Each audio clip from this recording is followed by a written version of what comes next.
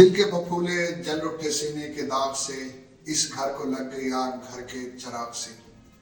नाजरीन, आप इंडिपेंडेंट पाकिस्तान देख रहे हैं, मैं मुमताज बलोच हूँ। ये शेर जो मैंने पढ़ा, ये पारा चनार की सिचुएशन के ऊपर पढ़ा।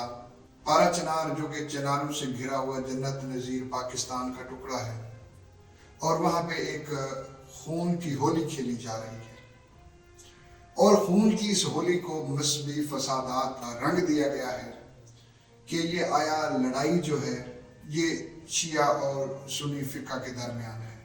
पारा चनार के अंदर होने वाली इस फिरका वाराना, या आप इसको फसादी जिद्दोजहद कहें, उसके अंदर इस वक्त तक 130 अफराद तो गोलियों से मारे गए, लुकमा अजल बन गए। 100 दिन हो गया है कि मेन शाहराह बंद है, शहर के अंदर ना कुछ आ सकता है ना ही कुछ जा सकता है। रोड के ऊपर ट्रकों की कतारें लगी हुई हैं कि जो जरूरियात जिंदगी का सामान लेके वहां पे जाता है। इवन कि वहां के फ्यूल स्टेशंस के ऊपर से फ्यूल खत्म हो चुका है, और ग़िज़ाई किल्लत और हैजे की वबा जो वहां पे फैली है, उसमें भी तकरीबन 100 के करीब बच्चों की अमवात हो चुकी है। तो सर, ये है हमारा पाकिस्तान। अभी हैप्पी न्यू ईयर है तो सारे लोग हैप्पी न्यू ईयर मनाएंगे। मुल्क का एक कोना जल रहा है और दूसरे कोने के अंदर पटाखे फोड़े जा रहे हैं। पारा चनार की इस लड़ाई का आगाज कैसे हुआ, थोड़ा इसके बैकग्राउंड को डिस्कस करते हैं। क्योंकि ये जो बात मैं कहने जा रहा हूँ, ये मैं लोगों से सुनी सुनाई बात नहीं कह रहा यहाँ लाहौर के अंदर बैठ के, बल्कि वहाँ के कुछ हमारे दोस्त हैं जिनका ताल्लुक फिका हनफिया से भी है और फिका जाफरिया के भी कुछ लोग हैं। ये मुख्तलिफ लोगों से मैंने वहाँ पे बातचीत की है, और मैंने इस पूरी मामले की ताक़ीद की है कि आखिर ये मसला है क्या, और ये लड़ाई को 100 दिन होने वाला है, ये आखिर थमी क्यों नहीं है। इस लड़ाई का आगाज आज से कोई 2.5 महीने पहले हुआ, जो कि कोई 7-8 एकड़ जमीन के पीछे लड़ाई थी, या उस एकड़ की तादाद जो है ना कुछ भी हो, इस तनाज़े का आगाज जो है ना वो एक जमीन के मामले से हुआ, जिसमें सुन्नी जमात के कुछ 7 से 8 अफराद जो है वो मारे गए।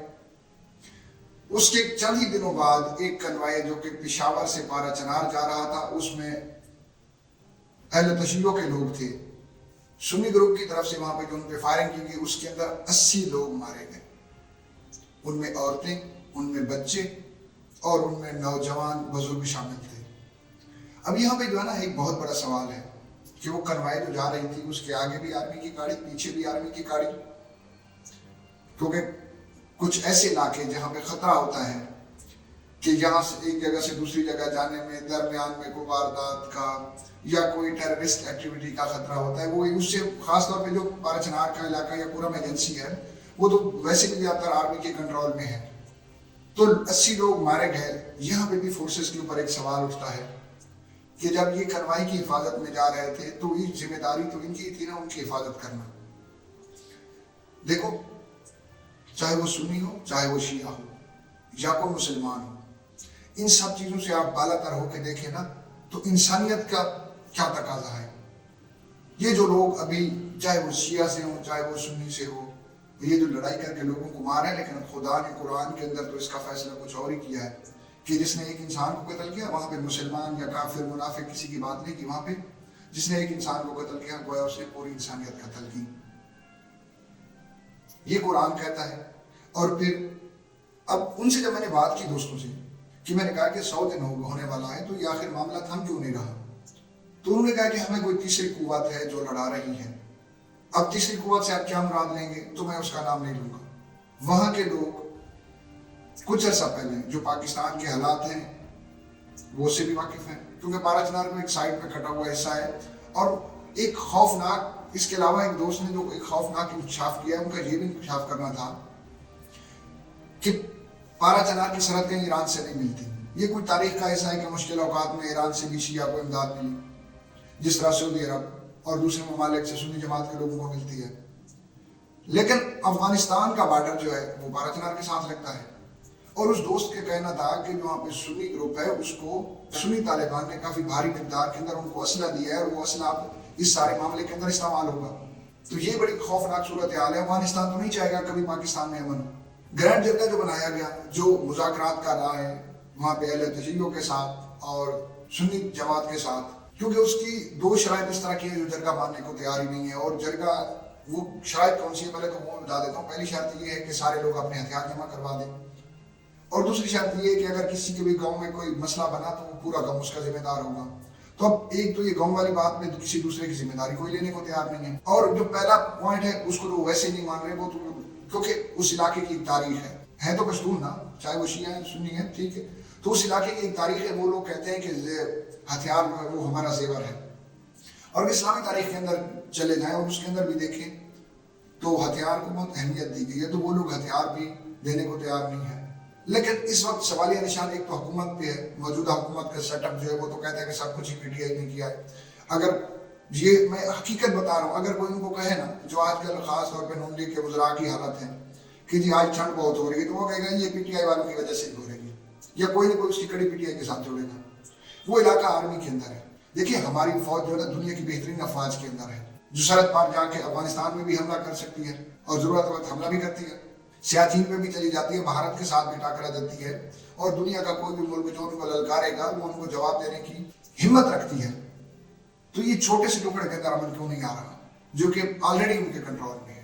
بلوچستان کے حالات ہمارے سامنے ہیں کہ وہاں پہ کیا چل رہا ہے. کے پی کے اندر کے حالات یہ ہے کہ اب رات کو آپ سفر نہیں کر سکتے وہاں پہ. تو یہ کچھ چیزیں ہیں جن کے اوپر سوچنا ہوگا. حکومت کو بھی سوچنا ہوگا، کے پی گورنمنٹ کو بھی سوچنا ہوگا. یہ نہیں ہے ہمارے پاس وسائل بھی ہیں، یہ نہیں کہ پاکستان کے پاس وسائل ہے. اگر وہاں پہ دوا کی قلت ہے تو ایئر فورس کی اتنے جہاز کب کام آئیں گے؟ کم از کم ضروریات زندگی کی چیزوں تو لوگوں کو وہاں پہ ملے. اور اس مسئلے کا حل وہ نکالا جائے جو ڈائلاگ سے نکلے. دونوں پارٹیز کو بٹھا کے اس کے اندر علماء کو بھی کردار ادا کرنا چاہیے. یہ میرا ان علماء سے بھی سوال ہے جو سارا سال پینٹ کوٹ پہن کے گھومتے ہیں اور محرم کے دنوں میں ابا کبا پہن کے آ جاتے ہیں اور گھنٹوں کے حساب سے ہمیں چارج کرتے ہیں. اور یہ میرا سوال ان علماء سے بھی ہے کہ جو صرف 12ویں میں یا ربیع الاول کے اندر یہ پگڑیاں پہن کے نکلتے ہیں اور بعد میں سارا سال بیٹھ جاتے ہیں.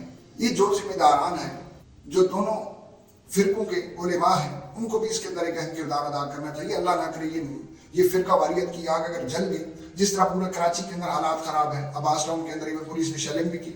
اگر دونوں جماعتوں کی طرف سے اسی طرح دھرنے شروع ہو گئے، جس طرح اب تو چھوٹے شہروں کے اندر بھی لوگ کیمپ لگا کے بیٹھے ہوئے ہیں اور اس مسئلے کا حل کوئی نہیں نکلتا اور ریاست جبر کا استعمال کرتی ہے جس طرح کراچی میں کرنے کی کوشش کی گئی.